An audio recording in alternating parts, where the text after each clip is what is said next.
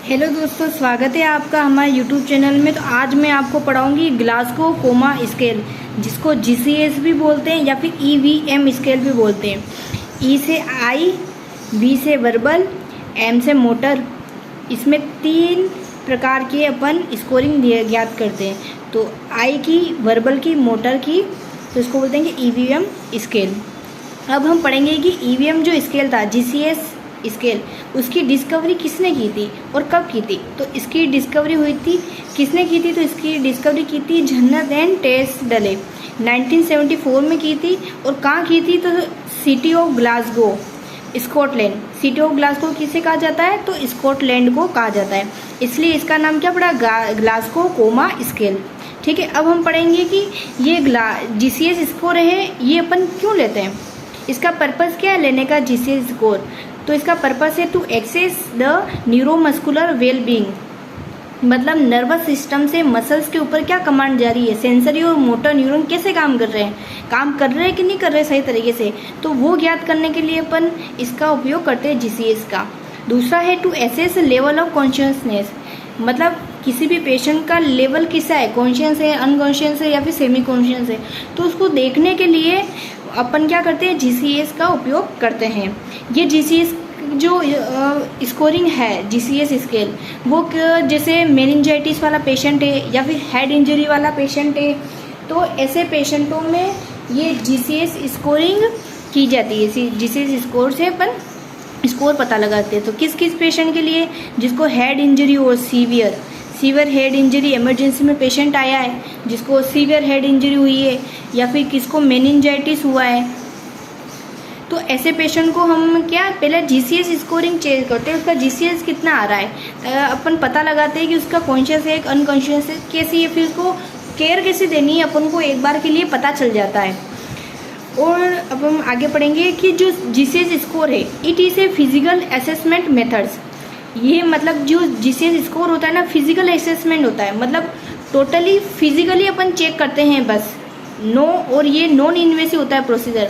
Non invasive मतलब ऐसा procedure जो बॉडी के अंदर कुछ भी इंस्ट्रूमेंट डाले बिना, प्रोसीजर किए बिना अपन जीसीएस स्कोरिंग का पता लगा सकते हैं कि जीसीएस स्केल कितना आ रहा है। नॉन इन्वेसिव में जैसे एंडोस्कोपी हो गया, ठीक है, तो मतलब एक अपने बॉडी कैविटी के अंदर कुछ चीज़ जाके प्रोसीजर हो रही है उसकी, तो वो नहीं होती। ये सी क्या होता है, फिजिकल असेसमेंट या फिर फिजिकल एग्जामिनेशन का भी एक मेथड अपन मान सकते हैं। अब हम पढ़ेंगे जो जीसीएस स्कोर है ना, उसकी मिनिमम स्कोरिंग कितनी होती है। तो जीसीएस स्कोर की मिनिमम स्कोरिंग होती है 3, मैक्सिमम स्कोरिंग होती है 15।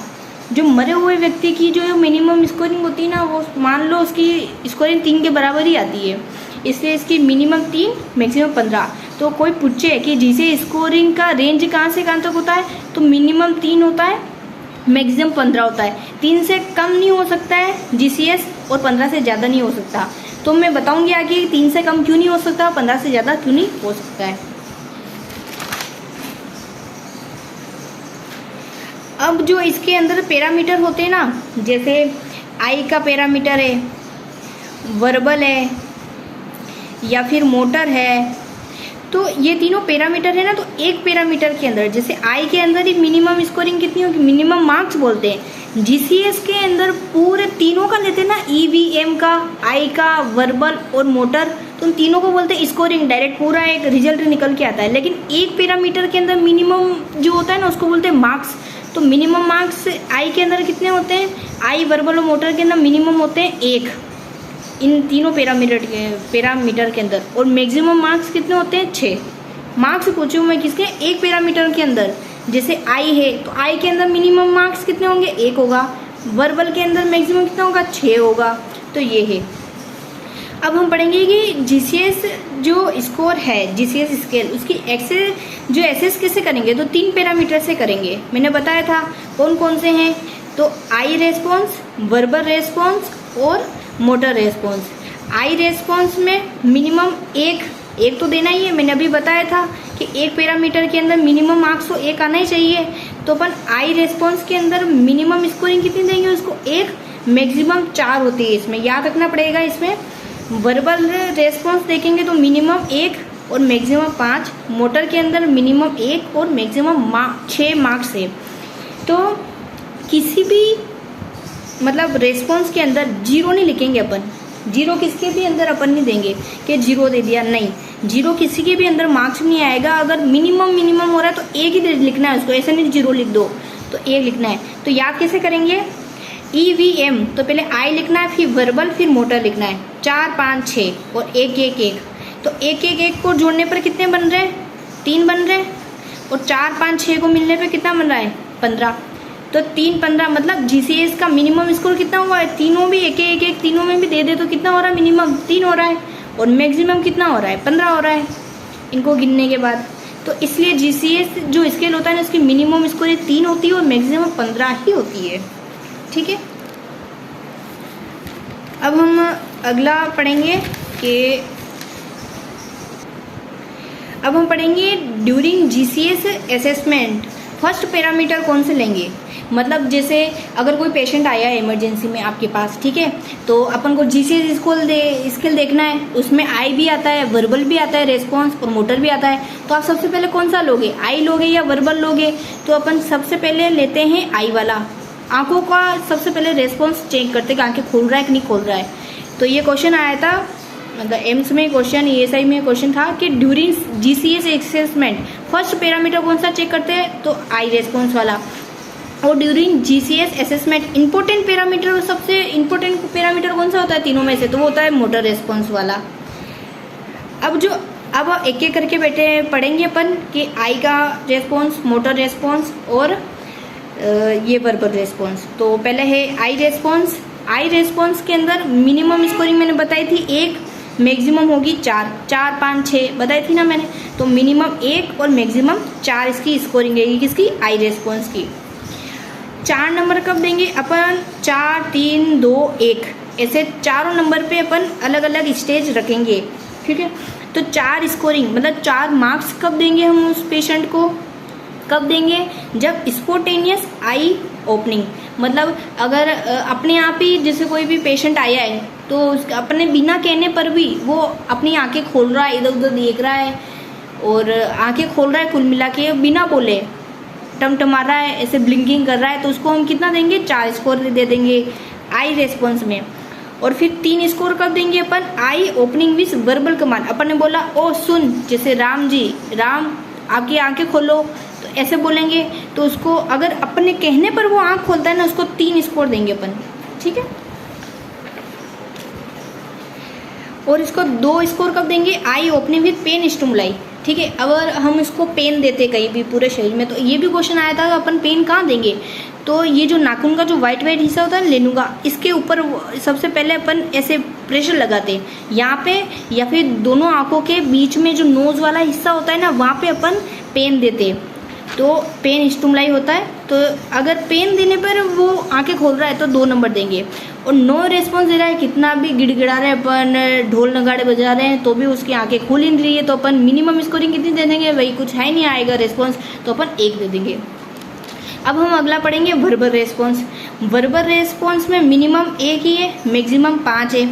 5 स्कोर कब देंगे, जो ओरिएंटेड, मतलब आराम से बोल रहा है, सबसे बोल रहा है, अपने आप ही, अपने बुलाने पर नहीं बोल रहा है, वैसे भी बोल रहा है पेशेंट, इधर हाँ हूँ सबसे बात कर रहा है। ठीक है, तो ओरिएंटेड है, पेशेंट बोल रहा है। अगर पेशेंट कंफ्यूज वर्ड बोल रहा है, जैसे मैं कहाँ हूँ, ये मेरे साथ क्या हुआ, मैं पहले कहाँ था, ये कहाँ ले आए मुझे, ऐसे कंफ्यूज बोल रहा है वो, उसको कुछ पता नहीं उसके साथ क्या हुआ है, तो उसको हम 4 स्कोर देंगे। ठीक है, फिर 3 कब देंगे, इनएप्रोप्रिएट वर्ड, जैसे अपन बोले खाना खाया तो बोलेगा पाना, जाना, सो जाना, मतलब इनएप्रोप्रिएट वर्ड बोल रहा है वो, उसको पता ही नहीं उसको क्या बोल रहा है, तो उसको देंगे 3 स्कोरिंग। फिर इनकम्प्रेहेंसिव साउंड, जैसे इनकम्प्रेहेंसिव साउंड अगर वो निकाला है तो उसको 2 स्कोरिंग देंगे। इनकम्प्रेहेंसिव साउंड मतलब हाँ हूँ कर रहा है, जैसे अपन उससे पूछा कि उठ खड़ा हो, हाँ, खाना खाया, तेरा नाम क्या है, मतलब हाँ हूँ कर रहा है, उसको इनकम्प्रेहेंसिव मतलब कुछ मैं तुमके मतलब पता ही नहीं, कुछ आंसर दे रहा है जो अपन को, तो 2 स्कोरिंग देंगे। और बिल्कुल ही रेस्पॉन्स नहीं कर रहा है, कितने भी अपन बोल रहे हैं उससे, पर वो बोल ही नहीं रहा है, तो अपन 1 नंबर दे देंगे। हाँ, इसमें एक और आता है कि अगर किसी भी पेशेंट के, ठीक है, शुरू से ही मतलब उसके अंदर टीटी लगी हो, टीटी मतलब ट्रेकियोस्टोमी लगी हो, तो वो कैसे बोलेगा? तो ऐसे नहीं जीसीएस स्कोर में आप डायरेक्टली एक स्कोरिंग दे दो, नहीं, एक स्कोरिंग नहीं, फिर जीसीएस स्कोर थोड़ा सा गड़बड़ा जाएगा, तो अपन उसको लिख देंगे अपन VTT, वी मतलब वर्बल का, टीटी मतलब ट्रेकियोस्टोमी लग रही है, उसके ऊपर कोई स्कोर नहीं देंगे, अपन VTT लिख देंगे उस जगह।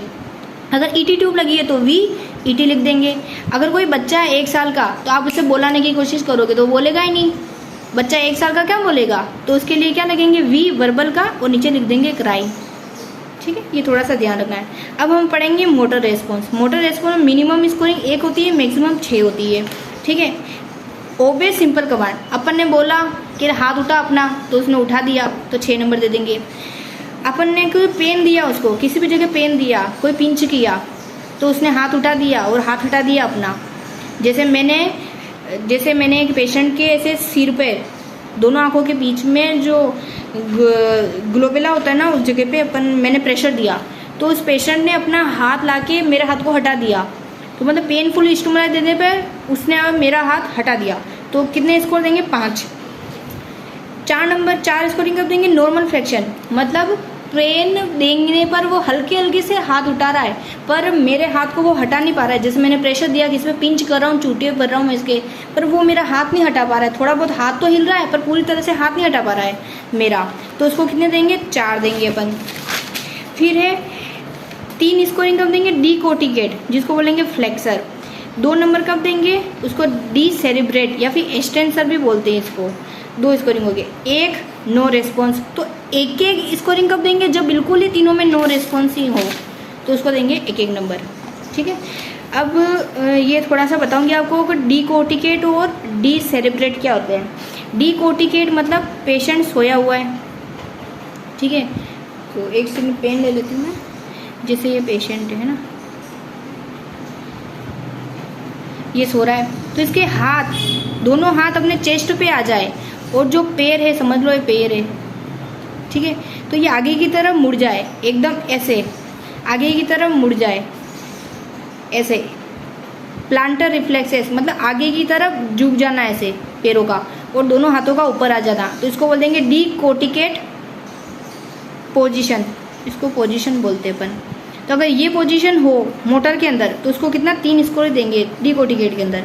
यदि डिसेरिब्रेट है, डिसेरिब्रेट का मतलब है कि ये दोनों हाथ जो है ना नीचे आ गए, एकदम यहाँ पे आ गए, ऐसे लंबे यहाँ पे आ गया, तो एकदम पीछे की साइड चले जाने, ऐसे कड़क हो गए, एकदम हाथ नीचे की साइड हो गए, और जो सिर है ना एकदम पीछे की तरफ झुक गया, जैसे रोज पोजीशन होती है ना, जैसे पीछे की तरफ झुक गया उसका सिर, तो उसको बोलेंगे डिसेरिब्रेट। एक बार गूगल पे जाके आप सर्च कर लेना डिकोटिकेट पोजीशन और डिसेरिब्रेट पोजीशन, तो दोस्तों आपको समझ में आ जाएगा, थोड़ा सा और अच्छा सा समझ में आ जाएगा। तो ये समझ में आ गया, तो ये था जीसीएस स्कोर।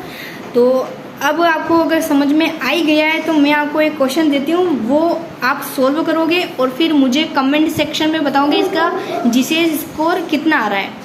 तो क्वेश्चन है, a nurse assessing a patient with head injury. ये पेशेंट है जिसको हेड इंजरी हुआ है, नर्स असेसमेंट पेशेंट ओपनिंग आई, मतलब पेशेंट है उसकी आई ओपन हो रही है, कब हो रही है? विथ पेनफुल स्टिमुलाई, मतलब उसकी आई ओपन हो रही है किसी भी पेशेंट की, उसको पेन कर रहे तब उसकी आई ओपन कर रहा है वो। डिकोटिकेट पोजीशन अभी बताई थी मैंने, डिकोटिकेट में कितना स्कोर होता है वो सब बताया था। And confuse conversation, confuse conversation मतलब वर्बल रेस्पॉन्स में कौन सा आ रहा है? कंफ्यूज कन्वर्जेशन आ रहा है, तो मतलब इतना घुमा के देगा वो क्वेश्चन, ये सही में क्वेश्चन आया था एक बार, तो उसका जीसीएस स्कोरिंग कितना होगा? तो इसका आंसर नीचे कमेंट में बिलो में जरूर बताना आप कि इसका आंसर क्या होगा, फिर इसका आंसर मैं भी बताऊंगी। दोस्तों अगर आपको मेरी वीडियो पसंद आए तो सब्सक्राइब करना और चैनल को लाइक करना और शेयर करना, कमेंट करना ना भूलिए, और ऐसे सपोर्ट बना के रखिए और ज़्यादा से ज़्यादा अपने फ्रेंड्स के साथ मेरी वीडियो शेयर कीजिए। Thank you so much.